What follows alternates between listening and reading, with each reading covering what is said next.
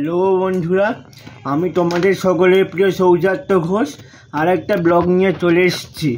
এই দেখো বন্ধুরা, আমার সামনে যাদের এনারা হচ্ছেন আমার দাদু ও দিদিমা, মানে আমার মায়ের মা ও মায়ের বাবা। আমি এনাদের খুবই ভালোবাসতাম, এনারা আমাকে খুব ভালোবাসতেন। আমি যখন সবে ক্লাস 3-তে উঠেছি তখন আমার দিদা মারা যান। সালটা ছিল 2012। তো তখন আমি দিদাকে ভালোবাসতাম, আমি দিদাকে খুব বেশি দিন পাইনি। তো আমার দাদু, ইনি হচ্ছেন আমার দাদু।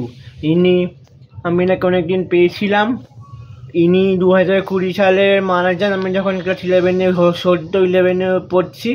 তো আজকে আসলে মা ফুল আনতে গিয়েছিল দোকান, ফুল কিনতে। তো সেখান থেকেই এই মালাটি নিয়ে এসে পরান। তো আমি আমার দাদু দিদাকে খুবই ভালোবাসতাম বন্ধুরা। এই দেখো, এনারা হচ্ছেন আমার দাদু ও দিদা। দেখো বন্ধুরা, এনারা হচ্ছেন আমার ঠাকুমা, দাদু, ঠাকুরদা। এনারা আমার দাদু মারা যান আমার জন্মেরও কিছু বছর আগে।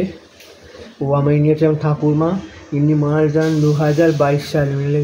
22 সালে আমার দাদুকে দেখিনি, আমার ঠাকুমাকে অনেকদিন দেখেছি। তো এনারা হচ্ছেন দাদু ও ঠাকুমা। এই দেখো বন্ধুরা, এটা হচ্ছে আমার দাদু ও ঠাকুমার আর একটা ছবি।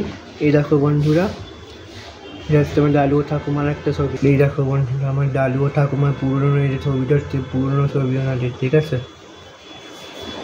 দেখো বন্ধুরা, এটা হচ্ছে আমার দাদু ও দিদার ছবি।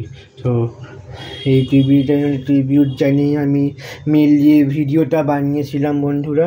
যদি তোমাদের এই ভিডিওটি ভালো লেগে থাকে তাহলে আমাকে জানিও, ঠিক আছে।